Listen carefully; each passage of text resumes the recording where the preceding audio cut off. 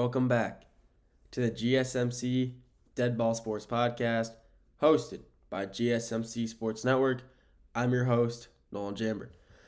Today, we're sticking with two sports, NBA, playoffs, talk about that. After we're doing 2 segments of that, after that, we'll go to the NFL. Drafts tomorrow, we'll do another mock draft. We'll talk about the wide receivers and defensive linemen / ends. I haven't talked about either of those so far on my show, and I do want to get, into that. So I'll talk about that. But before we get into that, tips and donations. Tips and donations are always greatly appreciated. By tipping and donating, it shows that you guys care about the content that we're putting out, and we do put out the best content that we possibly can. So yeah, by donating, it means you guys care. If you do want to tip or donate, if you're in the live stream, feel free to do that with the super chat and sticker feature. If you're not in the live stream, the 2 links in the bio and description. If you don't want to tip or donate, but still want to feel like, you want to contribute to the channel, leave a comment. Leave a comment in the live stream section, the comment section of the YouTube video, or the shorts that we post. We'll see those as soon as they pop up. We'll get notifications, and we'll respond to those as soon as possible. So feel free to leave a comment in the live stream section, the comment section of the YouTube video, or the short video. But like I said, if you do want to tip or donate and you're in the live stream, feel free to do that with the super chat and sticker feature. If you're not in the live stream, 2 links in the bio and in the description. With that being said, let's get into today's content, shall we? So before we get into that, sorry, I'm gonna say I'm a little sick. My nose is a little runny, throat's a little sore. So I'm gonna be getting up here and then I'll blow my nose, or make some, you'll hear a weird little like like that out of me. I have to do it that time. But so heads up for that. I'm sorry. But first segment, we'll do a little Tuesday night recap of the NBA. Last night we had 3 games. We had the Memphis OKC, Minnesota, Lakers. Oh my gosh, I'm sorry. This could be a long one just because, all that. But then we got the Bucks and the Pacers. So I'm gonna start off with the easiest one to talk about. Thunder, Memphis. That series is the easiest to talk about because it is not a very good series. I mean, the Grizzlies are just getting manhandled on every aspect of the game. They're not shooting. They're not getting boards. They're not playing good defense. And OKC, they're doing that. They're doing exactly that. They're playing good offense. They're playing good defense. They're getting boards. And they just have their team just doing better overall than the Memphis Grizzlies. I mean, even if you didn't watch the game, you just want to look at the box score, the stats will show that. I mean, Jared Jackson Jr. last night, they lost when it was 118-99. I mean, Memphis did put up a better fight than last time, but still not nearly enough to, compete and win. Jared Jackson Jr., 26 points. John Morant, 23 points. Desmond Bane had a 19 and 12 rebounds, double-double. I mean, that's pretty good. I mean, everyone on your starting roster besides Zach Edey had 10-plus points. Zach Edey had 4, 7, and 3. It's a pretty poor stat line, especially for a starting player, a starting center who is the tallest player on the court. That's honestly pretty poor in my opinion. But yeah, I mean the Thunder just outplayed them in every aspect. You have Chet Holmgren putting up 20 and 11, double. You got obviously SGA 27, 8, and 5. Jalen Williams, the starting Jalen Williams, 24 points. I mean, this team is really good. I mean, the OKC Thunder, it's really not hard to say. They are a really well-balanced, well-rounded team. And they're just a lot better than the Memphis Grizzlies. They really are. They're just overall the better team, and they just have the best chances to win the series. They're going to sweep them. I'm 100% certain. No, not 100. 95% certain they will sweep the Memphis Grizzlies 4-0. Just by the way they're playing the past 2 games, it's just not that hard to interpret that, I feel like. All right, with that game out of the way, let's talk about the 2 good games from yesterday. I got Minnesota versus LA, and then Minneapolis versus Indiana. Pacers versus Bucks. Let's do the Bucks game. Let's talk about the Bucks game first. Damian Lillard made his return last night. After being gone out of the NBA for a few months with his blood clot, he's officially made his NBA return back last night. And I said yesterday, I didn't think he would do that good because blood clots, when you're taking those thinners, you don't do anything. You're just sitting on the couch, relaxing, trying to, not really relaxing, but trying to heal yourself up, get healthy again. And he wasn't working out. He wasn't, doing any of that. And it showed. Yeah, he had like a nice 18 points, but they lost by 8 points. So, I mean, he had a good his first game back, I would say, is definitely good. Helped his team, kept his team in the game, but it really wasn't enough. We have Giannis putting up 34 and 18. You'd think, oh, you look at that stat line and say, oh, they definitely won for sure. They, in fact, did not. Giannis is just that good of a player. Giannis is so dominant. Another double-double, another 34-point double-double, because he had, I think, 36 the first game against them, too, and they just can't seem to get a win. And Indiana, like I've been saying, is Milwaukee's kryptonite. They just cannot seem to beat them in any situation that they need them to be. They just cannot seem to beat the Indiana Pacers. Even when I think the Bucks are a better overall team, they just can't seem to beat them. Sorry, my throat. But yeah, the Bucks just didn't play good enough to beat the Pacers last night, and the Pacers did. Pascal Siakam, 24 and 11, another double-double. Tyrese Halliburton, 21 and 12, 12 assists, 21 points. Tyrese Halliburton's been playing very good all year. Tyrese Halliburton has been making plays all year, and even for someone who's considered not really a scorer, he does score very well and very consistent for the Pacers. He shot 8 for 19 isn't the best, but 21 points. Everybody on the Pacers roster had 10. Every starter on the Pacers roster had 10 plus points. Going on the list, I had a burp. Going down the list of starters, Pascal at 24, Andrew Naismith, 16, Miles Turner, 15, Andrew Nembhard, 17, Tyrese Halliburton, 21. They're all making really good. They're all just shooting well. They're all, helping the team contribute. They're all doing what's necessary for the team to win and succeed. And I like to see, when teams play good like that, you will win games. And the Pacers made it to the Eastern Conference Finals last year by doing that. Playing good overall basketball, playing good as a team, shooting well, making plays, getting rebounds, and they're doing that. Milwaukee is not. That's why they have lost the first series so far, 2-0. The Pacers have been playing very consistent, very well, very good basketball. The Bucks have not. They're relying on Giannis to do good, and Giannis isn't. He's still doing really good. 34-point double-double. That's a pretty good stat line. But when you have guys like, Kyle Kuzma putting up, he put up 12 points on 5 for 10 shooting, so he shot 50%.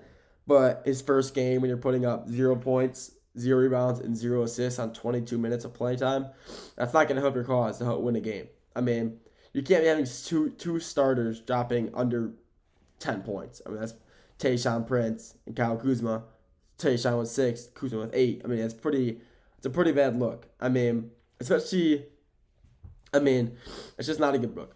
Brook Lopez had 8 as well. Just not a good look for your team overall. I think the Pacers will win this game. I think the Bucks may get one game on them, but overall I think the Pacers win that game in 5 just because how well they've been playing recently. The final game of the night and the best game of the night, even though there really was no, I guess you could say overall best game, the best game of the night was the Lakers-Minnesota Timberwolves game.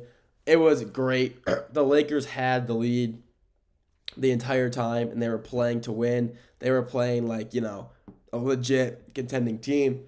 Towards the end of the game, the Timberwolves, started to mount a comeback. It wasn't enough to secure the win because the Lakers ended up winning 94-85 by 9 points.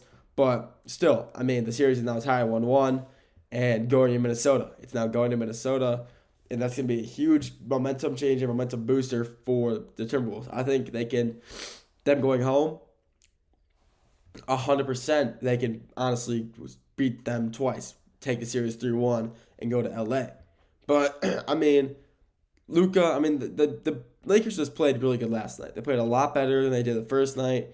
LeBron, 21-11 double-double. Luka, 31-12 double-double. Austin Reeves, 16. You get guys like that playing good basketball, good consistent basketball, such as LeBron, Luka, Austin Reeves. You're going to win games. Obviously, you're not going to be consistent every night, and that's why you lose games.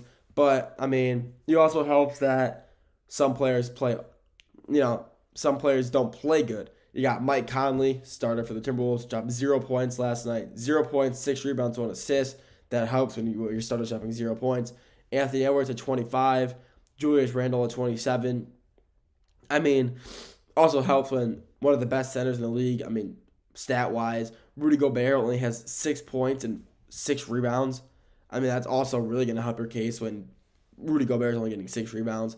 But, I mean, that helps. And the Lakers, yeah, they won. Pretty, they commanded that game most of the time. And I'm not sure how it's going to end up. I mean, with them going to Minnesota now, it's going to be a very interesting look to see if they can handle Minnesota. Because it could be another 2-2 tie going back to LA, or Minnesota's going to be up 3-1 by the time they go back to LA. Only time will tell, but we'll have to wait and see. That's all I got for this segment. Next segment, we're going to preview the games for tonight. After that, NFL draft, talking about receivers, defensive linemen, ending off with a quick little mock draft. We'll get to that after the break.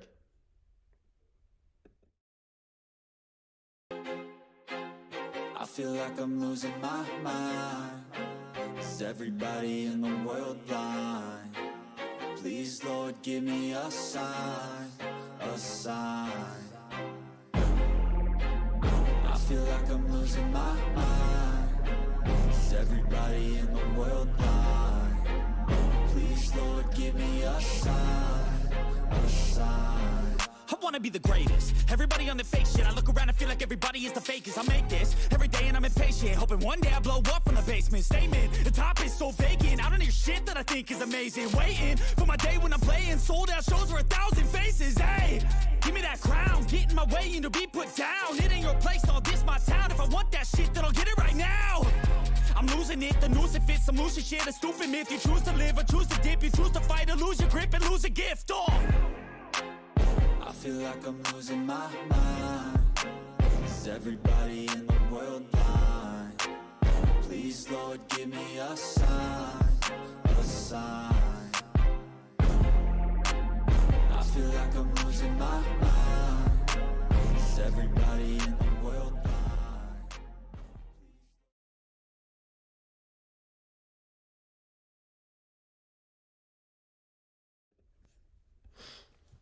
Welcome back to the GSMC Dead Ball Sports Podcast, hosted by GSMC Sports Network. I'm your host, Nolan Jambert. In the first segment, we recap the NBA playoff games from last night. In this segment, we're going to talk about the playoff games for tonight, Wednesday night games. After this, we're going to the NFL, talking NFL draft. I'll preview a mock draft that I'm, going to cook up a little bit. We'll talk about the receivers and the defensive linemen in this draft as well. Before we get into any of that, though, bang. Tips and donations. Tips and donations are always greatly appreciated. By tipping and donating, it means you guys care about the content they're putting out, and we do put out the best content that we possibly can. So it really means a lot when people tip and donate. So if you do want to show your support, if you're in the live stream and want to donate, the super chat and stickers are the best way to do that. If you're not in the live stream and you want to tip or donate, do that with the 2 links in the bio and in the description. That really means a lot. Even if you don't want to tip or donate and still want to show you guys support and care for us, leave a comment on the short comment in the comment section on the YouTube Shorts, the YouTube video, or in the live stream comment section. I'll see those as soon as they pop up. So feel free to do that. I'll respond to that as soon as I possibly can. It's my job to talk to you guys, and I like being able to talk. So feel free to do that, and I'll see that as soon as I can. But if you do want to super donate, like I said, and you're in the live stream, super chat and stickers, the best way to do that. And if you're not in the live stream, the 2 links in the bio and in the description. With that being said, let's talk about the NBA games tonight, shall we? NBA tonight. It's 3 games. Sorry. 3 games. Only I'd say one of them is going to be, good, I guess you could say. It's it's just it's all two Eastern Conference games. The Celtics Magic and the Cavs Heat. And the Western Conference is the Houston Rockets and then the Golden State Warriors. So obviously the best game is going to be Golden State Warriors versus the Houston Rockets. But let's talk about the two other games first in the East before we get into that. I'm going to blow my nose real quick, though, because my nose is killing me. Ooh. That didn't really help, honestly. Like, you know when you blow your nose and you think it's going to help? That one really didn't. So that's just a waste of a tissue. All right. Let's talk about the 1 versus 10. We'll talk about the Cleveland Cavaliers versus the Miami Heat first. That was a good first game. Honestly, in the first game of that series, the Miami Heat lost. They lost by about 20 points. And honestly, for a 20-point deficit, a 20-point loss, it really didn't seem like they were down 20 points most of that game. I feel like they kept it a lot closer than most teams would have in that situation. And I do feel like the Heat still have an opportunity, still have a chance to, make a name for themselves and win a few games. I really do. I think they're a really good offensive team. Defense, I wouldn't say as much, but their defensive play is not bad whatsoever. And yeah, they're playing, the Cleveland Cavaliers, one of the best teams in the NBA. They got, Darius Garland, who can just plays basketball. He's shifty, he can shoot, he can score. I mean, he's pretty hard to defend. But that's why you got a guy like Tyler Hero on him. Tyler Hero is a good matchup for Darius Garland. They're both around the same height, same weight. They both play the same. They're both very fast, very shifty. And, I mean, Darius Garland just wouldn't miss the other day. That's why they won by so much, because Darius Garland just didn't seem to want to miss when he took his shots. No matter where he was on the floor, if he was by the logo, if he was, anywhere else. He just didn't seem to want to miss. And that's why they won. So, I mean, this game tonight will very heavily rely on the Cleveland shooting, because if they don't shoot well, Miami has an opportunity to come in and play some very close basketball with the Cleveland Cavaliers and maybe take a game away from them. You got guys, obviously, Bam Adebayo versus, Evan Mobley / Jarrett Allen. I mean, that's a great matchup. Bam Adebayo is one of the best centers in the NBA. I will say that. He's very consistent, getting double-doubles. Excuse me. He's a good double-double player. He makes a lot of plays. He gets rebounds, scores points.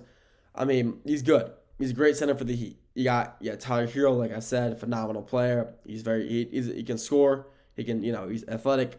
He can shoot. He can do anything you need him to. Duncan Robinson, Jamie Vasquez. It's a good overall team. Yeah, they're a 10 seed, but I do still believe they can still come away with a few games in this series. 7-game series? No. 6, maybe at best. But this game tonight won't be, it's one of the games tonight where I'll tune in, but I probably won't be, I'll be playing heavy detail attention to. The other game of the Eastern Conference tonight. This is a game that can be a little better. The Magic versus the Boston Celtics. The Celtics are without Jason Tatum tonight, and that is a huge opportunity for Magic to come in and try to sneak a game in for them. They're still a great defensive team. The Magic are still a phenomenal defensive squad. And the Boston Celtics, they are a very good three-point shooting team. If they continue to apply three-point pressure on the arc like they were last game, the Celtics won. But the Orlando Magic were applying pressure that entire game on any level, on every level they needed them to. And they lost by a few points, I believe by like 10 or 15. They were in that game most of that time.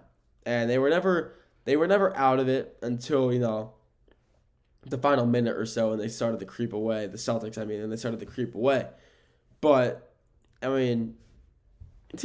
actually going to be one of those games. Ooh, hang on.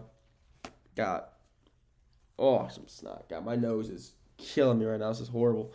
But they're a good team. The Boston Celtics are a 2 seed. The Magic are a 7 seed. But honestly, the Magic are a very good 7 seed. They're a great defensive 7 seed. Their scoring could use some work. That's why, they're a 7 seed, because they can't score too well.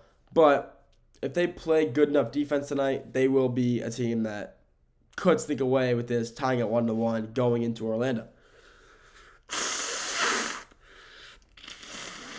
Oh, man, I'm so sorry. My nose is just killing me today. Oh, I'm not sure why. I woke up just not feeling the best, and my nose is like that today. Horrible. But yeah, like I said, the Magic could hopefully sneak away with a win today, tie it to 1-1, heading to Orlando. They'll probably not. I mean, if they win tonight, it's because Tatum's not playing. But still, getting a win against the Celtics like that could be a momentum booster for the Orlando Magic to maybe possibly take them to 6. Highly doubt they go to 7.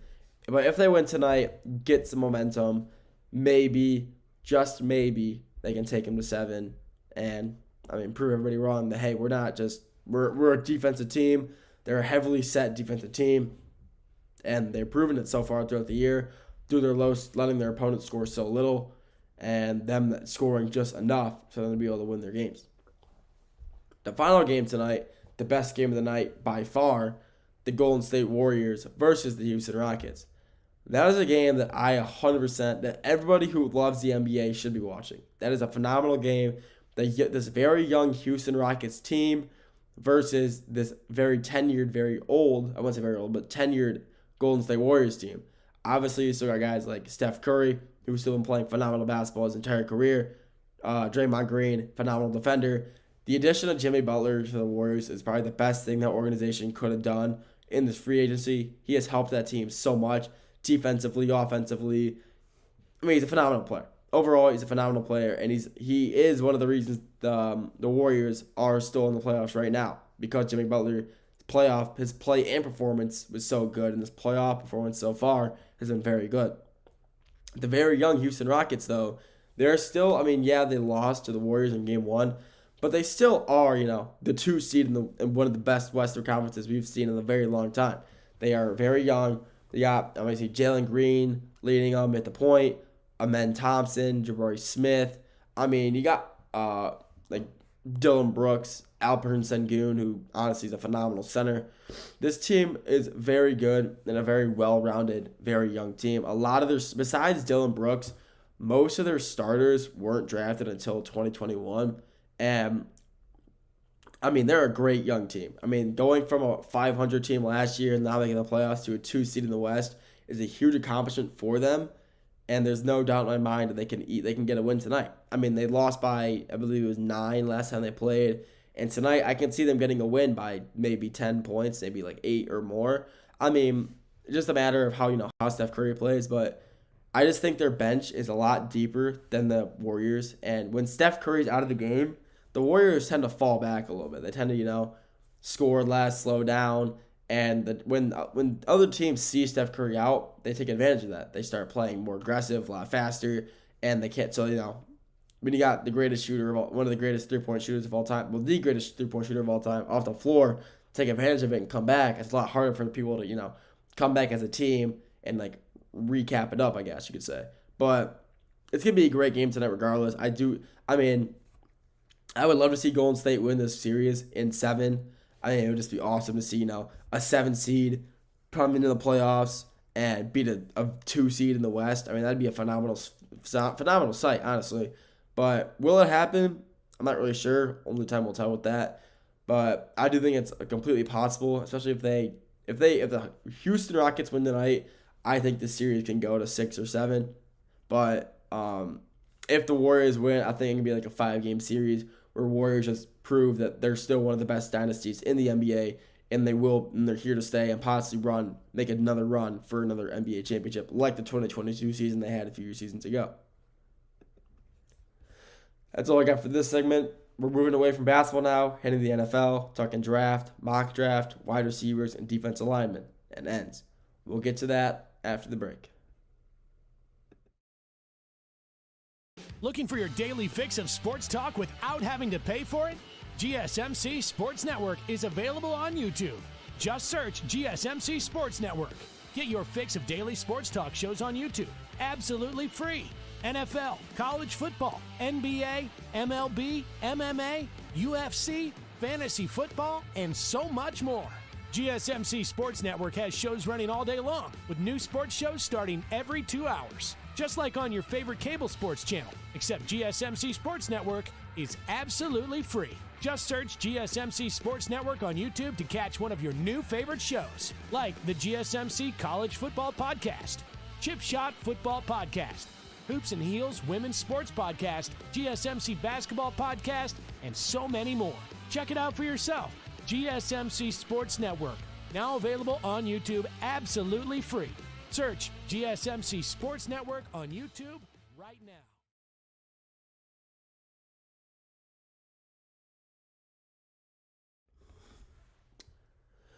Welcome back to the GSMC Dead Ball Sports Podcast, hosted by GSMC Sports Network. I'm your host, Noel Jamber. In the first two segments, we talked about NBA, recapped games from last night, and previewed the games for tonight. We're flipping the switch. We're going to the NFL now, talking the draft. And first segment for, the NFL, wide receivers. Also, if you're just tuning in, sorry I'm a little sick, so I'll be sneezing, getting some Kleenex to, help me not be as sick. So, sorry if you're watching, you don't like to see that stuff. Yeah, first off, like I said, we're going with wide receivers.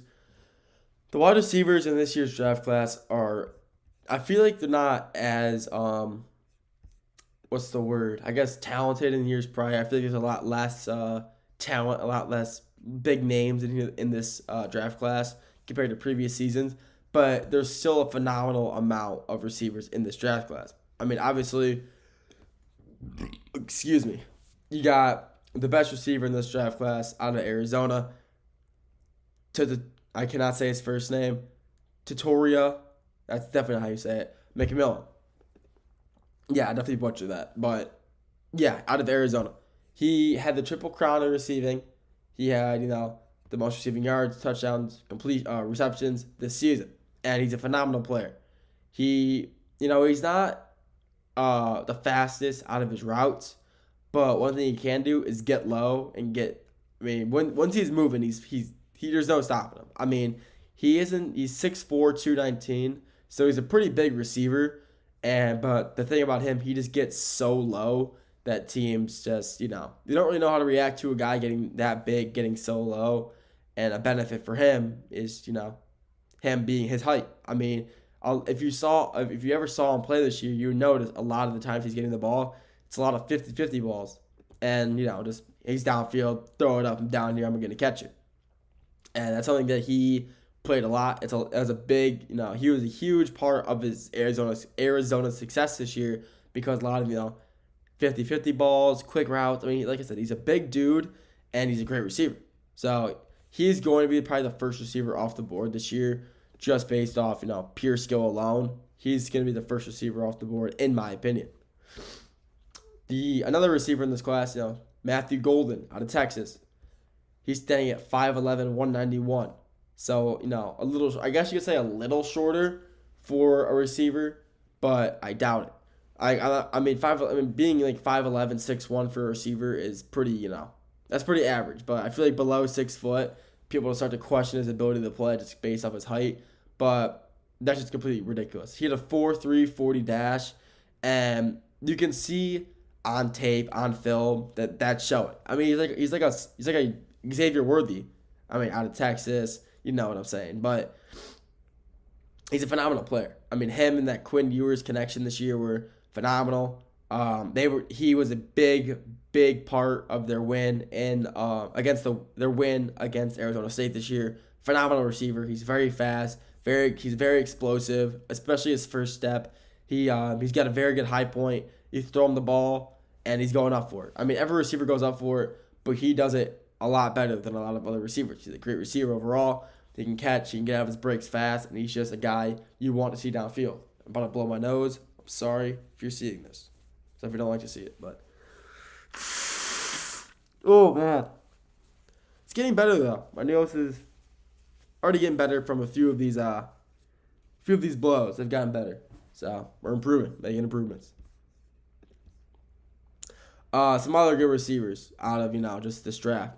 One that's he's a little further down on a lot of people's draft boards. I can see why. Torrey Hilton out of Colorado State. I feel like the past 2 years when you saw Torrey Hilton against his games against Colorado, he made a name for himself in last year's game when they went to not like 2 seasons ago, I guess you could say, I think it was the 2023, 2024 season, and when he played Colorado.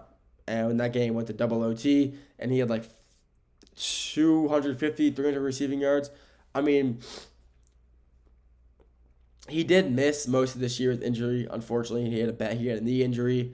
But still, even with that knee injury out, he caught 67 passes for about 2,200 receiving yards and 16 touchdowns in his first 2 seasons at Colorado State, which is absolutely phenomenal. I mean, having 16 touchdowns and 2,200 receiving yards while also being out for, an X amount of time. I mean, it really just shows how good of a receiver he is. He's 6'3", 196, runs a 4.4, 4.41, 40-yard dash time.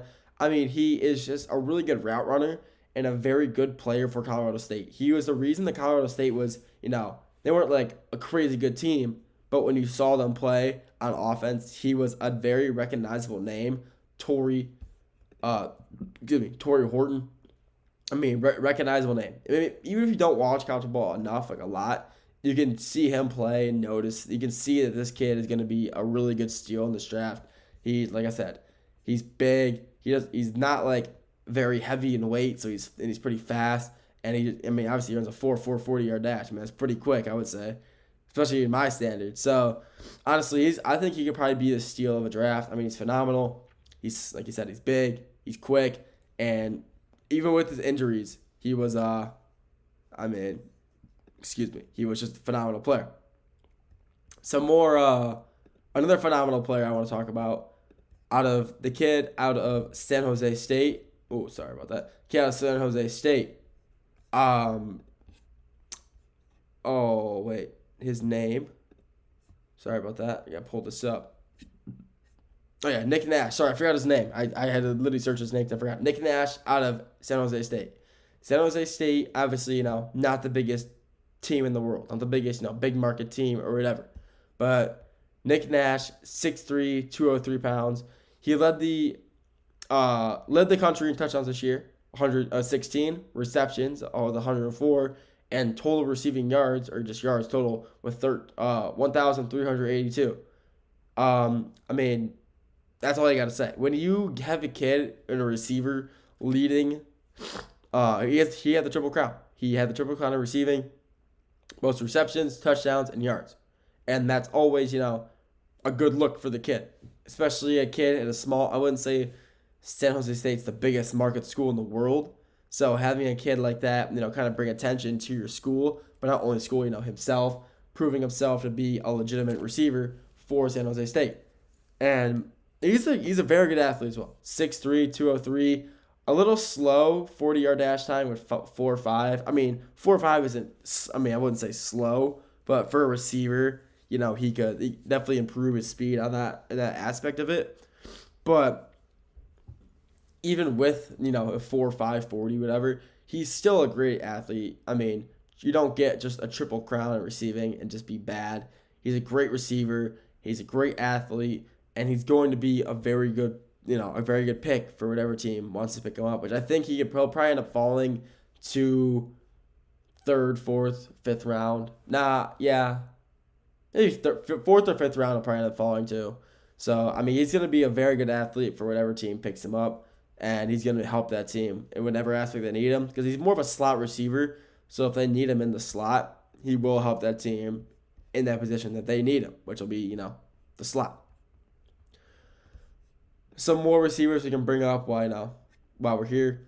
A kid out of Colorado, Jimmy Horn Jr. Jimmy Horn, obviously behind Travis Hunter. Even with him, being wide receiver number 2 for the Buffs, he was still a very well-known receiver. When it wasn't Travis Hunter getting the ball, it was Jimmy Horn. Jimmy Horn made so many plays this year for Colorado. Granted, he is very small, though. The problem with him, he is a very, very small receiver. 5'8", 174. I mean, he doesn't have the height or the weight, but what he does have is speed. When you're that small and he's so fast. He had a 4.4, 40-yard dash time at the combine or at the pro day. And, I mean, having a 4.4 40-yard dash, that's phenomenal. Even for a kid who's so small, especially at 5'8". I mean, I'm taller than him. but he's still a great receiver. You would see him a lot this year going deep when you'd have Travis Hunter, more of a post dig like type of receiver. You have Jimmy Horn running a lot of, deep post, fade balls, backside fades, whatever, because he's just so quick.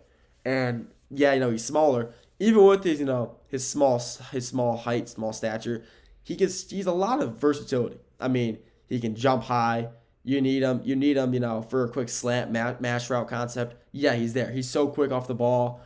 His first movement, his first foot, he's just so explosive off the snap. And he's a player that if any team picks him up, especially during the draft, he will be a good asset for that team. I'm excited to see now these Colorado kids are becoming very good. Shedeur Sanders, Travis Hunter, Jimmy Horn. I mean, it's going to be a great combination of, Colorado players in this draft. But Jimmy Horn, even with him, being a smaller name guy in this draft, he's going to be a great receiver for whatever team picks him up. He is small, so he will have to, they'll have to figure that out, how they want to play with that, how they want to use him. But whatever team gets him will be, if they utilize him right, will be successful doing that. So that's all I got for this segment. Next segment, we're sticking with the NFL. We're talking defensive linemen, tight like DNs, interior linemen. We'll talk about that. And then after that, we're going nice little mock draft after that for the final segment. So we'll get to all that after the break.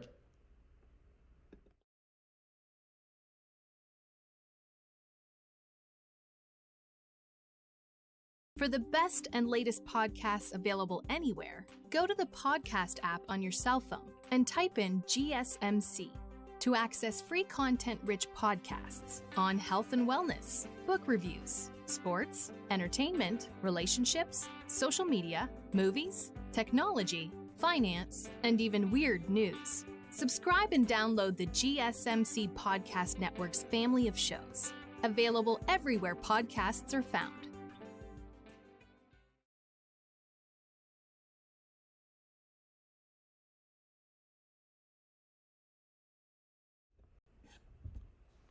Welcome back to the GSMC Dead Ball Sports Podcast, hosted by GSMC Sports Network. I'm your host, Nolan Jammer. First three segments, we talked about the NBA. We had the playoffs, talked about the games from last night, previewed the games for tonight. Last segment, we started with talking about the NFL. I talked about our NFL wide receivers in this draft. This segment 4, we're sticking with NFL, but we're going to the linemen. I'm going to move this over a little bit while we're at it. Sure. Why not? Make it look better. Sure. But the NFL defensive linemen, DNs, interior, we're going to mix it together, talk about both of them. So we'll start with just tackles. We'll start with some defensive tackles. So like I said earlier, if you're just tuning in, I'm a little sick, so sorry about that. Sorry if I sneeze or whatever. First guy on the defensive tackle side, I want to talk about the kid out of Michigan, Mason Graham. Mason Graham is probably, actually I would say definitely the best defensive tackle in this year's draft. 6'4", 296, basically 300 pounds at 6'4". I mean, he's a beast. In 2024, he had 45 tackles, a lot of solo tackles, sorry. But, I mean, he's just a beast. He's fast. For someone so big in height and weight, for a defensive lineman, he is so quick, getting off seeing the snap, getting off, and forcing other linemen back. He is so strong, too. He is very, very strong. He can read a defense very well as well. One thing about him, a lot of the times during for Michigan, he would be the one, how linebackers kind of, call out a new defensive scheme. Let's say they see a running back switching in the backfield. They see him going from left to right. They'll switch locations. They'll change the play they're running, the defensive scheme they're running. Mason Graham would be doing that for Michigan instead of the linebackers. I mean, he knew what was going on all the time in the backfield, and he was able to stop a lot of run plays just by himself because he knew, he's going this gap. I'm going to fill it up just by myself because he's just that good. Like I said, he's so big, and for how big he is very fast off the ball, and he's going to be the best. He is the best overall D-end in this, or defensive lineman tackle in this draft.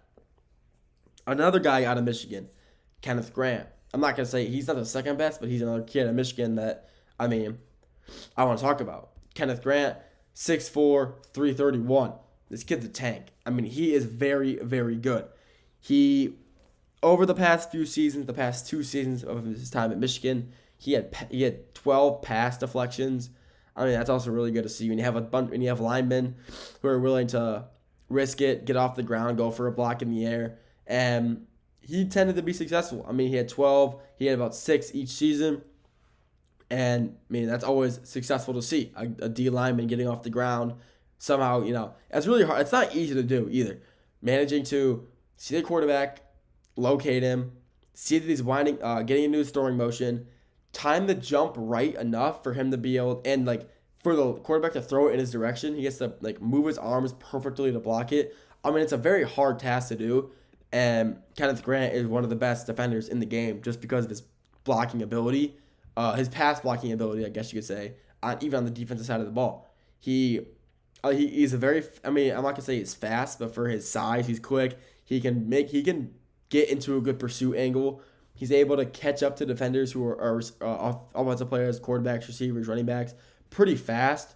He's not going to catch them one-on-one, but he's able to keep tailing with them and have them thinking that he's behind him. I got to get away. So he's always a looming threat, always a player you don't want to see run into on the defensive side of the ball. Through this last season, he had 18 solo tackles and 3 sacks. I mean, that's a huge stat line for, a kid to have like that. I mean, 18 solos is a really good sight to see. And, I mean, he's really good. Michigan has always produced some really good, running defensive linemen, some good run prevention defensive linemen. And this year, you got 2 defensive tackles, both from Michigan, both projected to go in the top 5 of that position, defensive tackle position.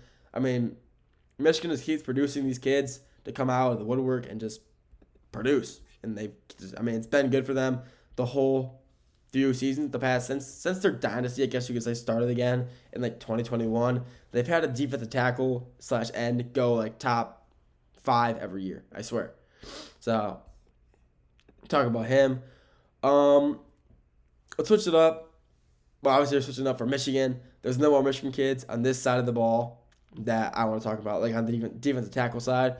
We'll go to TJ Sanders out of South Carolina. We'll do TJ Sanders out of South Carolina. He stands at a staggering 6'4", 300 pounds. And man, is he quick. He is probably one of the fastest guys you can see on the other side of the ball. He can play any gap you need him to be. He can fill. He causes, one thing about TJ Sanders, he can fill in gaps by himself. Just completely by himself. He can fill in a gap. 2 gaps, sorry. He manages to clog up one gap and force another lineman. He'll get a move, he'll get a spin move, or slap move and get through. And he will end up clogging up 2 lanes by himself, completely stopping a whole play in action if it's a run play, completely stopping the running back from getting anywhere that he needs to be. And it's insane how, versatile this kid is. I mean, like I said, 6'4", 300 pounds, and he's just so quick. It's actually really good. It's actually kind of insane to see how athletic these kids are nowadays, how athletic these high collegiate future pro players are. I mean, he's a top 10 defensive tackle in the draft, but I think he can go higher than most in his class for his position. I think he's a really good player, especially out of South Carolina, who is honestly snubbed of a college football playoff spot, the 12-team playoffs. I think they were snubbed, and he was their best defensive player on that side of the ball. I mean, he's probably the best player on their team, honestly. And he's a phenomenal player. He is overall South Carolina's best player, or was last year, and he 100% could be the second defensive tackle off the board, because I think Mason Graham goes above him. But honestly, I think that's my opinion. I think that's honestly not a crazy thing to say. We'll switch it up from the defensive tackle side of the ball. We'll go to the D-end side of the ball now. Obviously, the number 1 overall pick, probably he'll be a top 3 pick. The kid out of Penn State, Abdul Carter. Obviously, it's Abdul Carter. 6'3", 250 pounds, and the cornerstone, the heart and soul of Penn State's defense. Penn State is known to be a defensive team. And Abdul Carter was their defensive anchor. Phenomenal player for the Nittany Lions. I mean, through his season at Penn State, his 2024 season, I mean, his stats were just insane. He had 43 solo tackles, 68 total, 12 sacks. I mean, 12 sacks at the D end in a single season when you're playing 12 games. I mean, he's averaging a sack a game. I mean, that's insane. I mean, he's just a nutcase. I mean, he's just so athletic.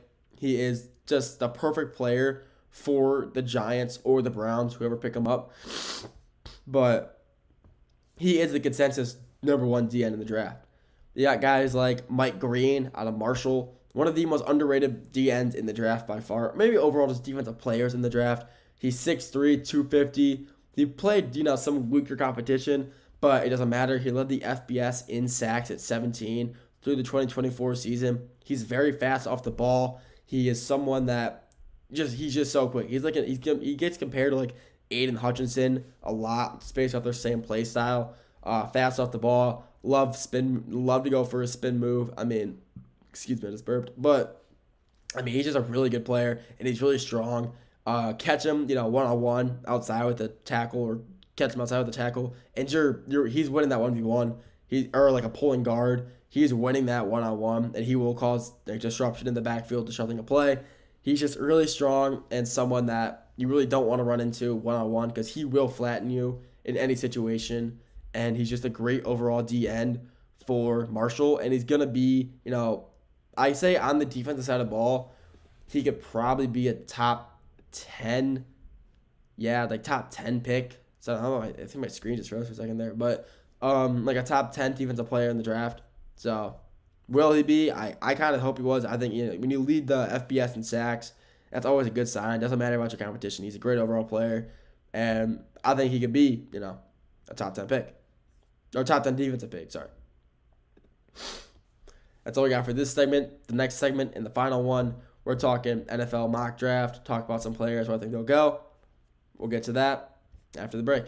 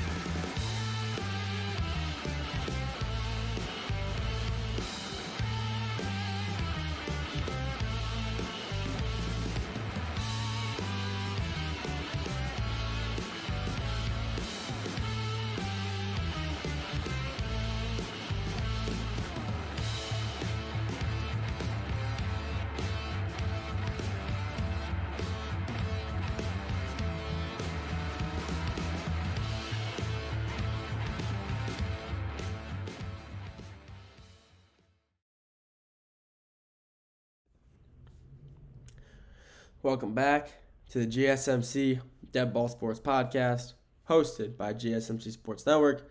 I'm your host, Nolan Jamber. First 4 segments, we talked NBA, recapped the games from last night, previewed the games from tonight. For the past 2 segments, we've been talking NFL, we talked defensive ends and receivers. In this segment, the final segment for today, we're sticking with the NFL, just a quick little mock draft that I cooked up. I think the NFL this year, the draft, I feel like it's pretty set in stone for the first 3 picks. Overall, we know who the first 3 players off the board will be. Cam Ward, Travis Hunter, Abdul Carter. We know that those 3 will be, we know that those 3 will be the first ones off the board, but it's a matter of what order. And then I think I know it, so I'm going to say it. Cam Ward at 1. I think Cam Ward is just a guaranteed number 1 spot. I think he's just I think the Titans need a quarterback, and Cam Ward is the best quarterback in this draft. I think he really is. I think Cam Ward will be a huge help for the Titans in the future and just the current year. Now here, 2 and 3 is when the draft really starts. See, the past few weeks I've been saying I'm 100% sure Travis Hunter goes to the Cleveland Browns at 2. But I'm still going to stand by that. But I'm going to switch it up today. And I'm going to say that, okay, Abdul Carter goes to number 2 to the Browns, and Travis Hunter goes to 3 to the Giants. I want to see, I want to say why that could happen.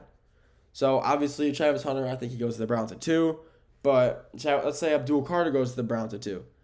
That combination, the reason I think the Browns do that is because they want to match Myles Garrett, a Hall of Famer, just re-signed to a multi-million-dollar contract. They have Hall of Famer Myles Garrett paired up with rookie Abdul Carter, possibly the best defensive end to come out of Penn State in recent years, behind Micah Parsons. I think that's the reason that the Browns would draft Abdul Carter over Travis Hunter. But I'm still standing firm that Travis Hunter will be drafted at 2. But for today, I'm going to change it up and say Abdul Carter's going to the Browns because they want to match him with Myles Garrett. And that leaves Travis Hunter at 3 for the New York Giants. I think he would fit very well into that system. The Giants need a lot. Cornerback and receiver are one of them. And the thing about Travis Hunter, well, what do you know? He plays not only both of them, but he wants to play both of them at the professional level as well. He said in an interview that if he's not playing both sides of the ball, he doesn't want to go to that organization. And I think the Giants will figure out a way to manage him, play him in multiple positions, offense and defense. Maybe like offense possession, rest him, and then defense the next possession or whatever situation they're in. And I think he would fit. I mean, him and Malik Neighbors, 2 receivers on different sides of the ball, would be a very good duo. Plus, they just signed Jameis Winston and Russell Wilson. I mean, they got 2 vet quarterbacks, and they'll probably end up getting a rookie quarterback out of the draft as well. So that would be a huge help for both of those teams. So top 3 right now, we got Cam Ward at 1, Abdul Carter at 2 for the Browns, and then Travis Hunter at 3 for the New York Giants. Then after that, we got the New England Patriots. The New England Patriots, they're in need of, I'm not going to say a lot, but they need a decent amount. They got a quarterback, and I've been saying this for a little while. I think their defense is not their weak spot. I think their defense is honestly fine where it is. I think what they need is a receiver. Ramondre Stevenson, he's already a good running back. They already have a good tight end, Hunter Henry. So what I think they do is draft a receiver. Maybe a tight end.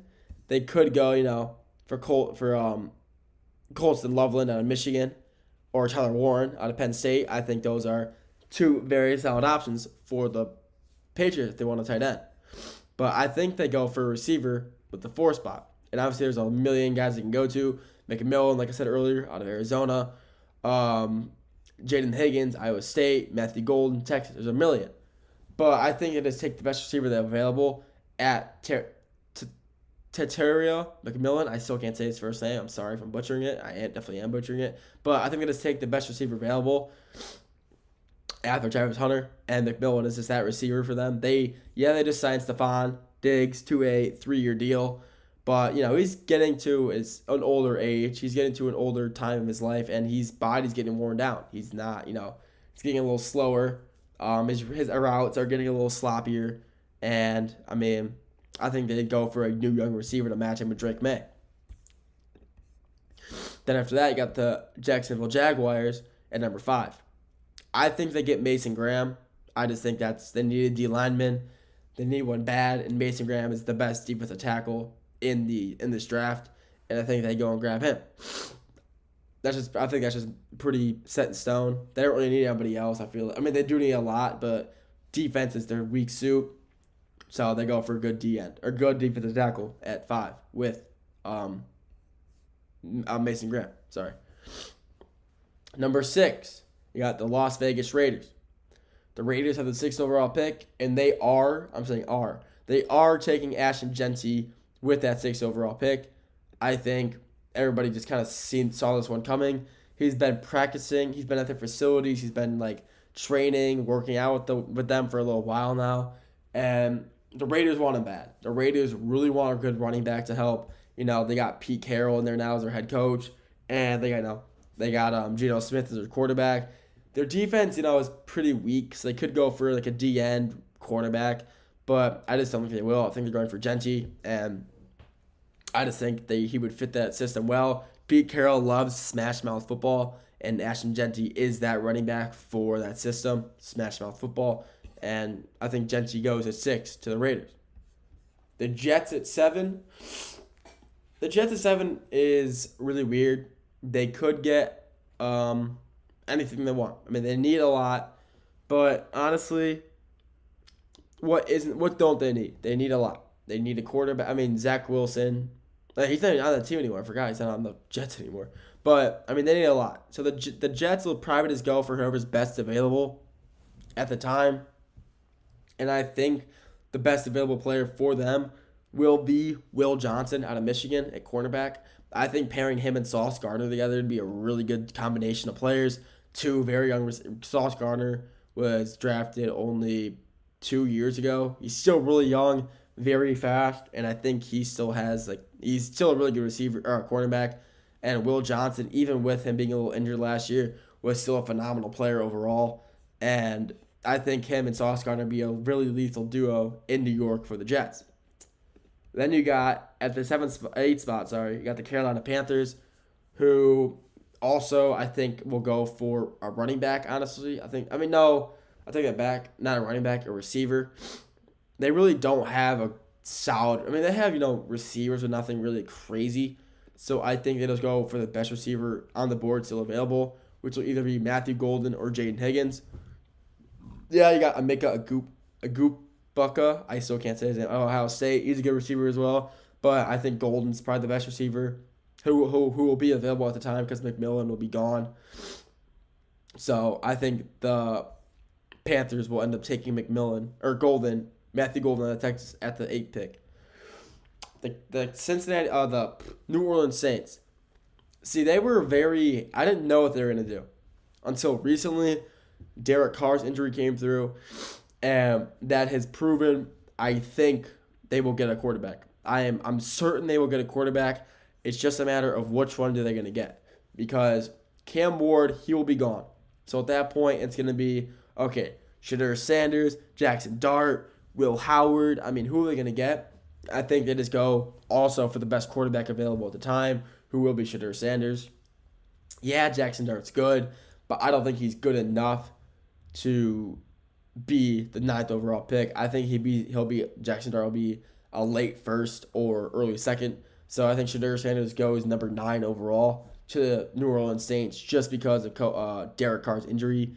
If Derek Carr never got injured, if he didn't get injured, I think the Saints would have taken anybody. Honestly, they're probably the best player available. They need a lot. The Saints really do need a lot. They could use a healthy receiver. I mean, you got Olave is always hurt. You could use a running back. Alvin Kamara, he's a great running back, but he's hurt a lot. Defensive end, D lineman, they'll probably end up just taking the best available player. But since Derek Carr got injured, I think they take a quarterback just to be safe, and that quarterback will be Shadur Sanders. Cincinnati Bengals, they 100% will be taking a defensive lineman. I'd be very surprised if they don't. Not an edge. I think they take a defensive lineman, and I think that guy will be Walter Nolan out of Ole Miss or Kenneth Grant out of Michigan. Either one of those two guys. They're both really big, fast guys. They can both clog up holes and gaps and cause mayhem. So I think the Chicago Bears, will take either Walter Nolan or Kenneth Grant at the 10th spot. And for the last pick I'll do for the show, the San Francisco 49ers at the 11th pick. You just traded a lot of your players. I wouldn't say a lot, but Deebo Samuel, he's gone. So what do they need? People are saying a quarterback. They don't need to draft a quarterback at the 11th pick. They don't need a tight end. Their defense is still fine. So they're either going to go for a receiver or maybe an offensive lineman. But it's most likely going to be a receiver. And the receiver that they get, honestly, is probably going to be Jaden Higgins out of Iowa State or Emeka Egbaka. I still cannot say his last name for the life of me. Out of Ohio State. It's going to be either one of those two. Whoever's the best available on the board at the time, they will be going to the Niners just because they traded away, Deebo Samuel and a lot of their guys this offseason. But, I mean, overall, it's all obviously, a mock draft is just speculation, just who I think is going to go where. And that's honestly it. That's honestly a mock draft is. Just speculation and hoping you're right. So that's why I wanted to throw that in there. That's all I got for today. Thank you for tuning in to the GSMC Dead Ball Sports Podcast, hosted by GSMC Sports Network. Your continuous support really means the world, so feel free to like, comment, and share. If you want to stay up to date with all things GSMC, make sure to follow us on all of our social media, Facebook, Instagram, X/Twitter, Snapchat. If there's social media, we have it. We're on it. So thank you for tuning in. Have a great rest of your day, and I'll talk to you all very soon. Have a good one.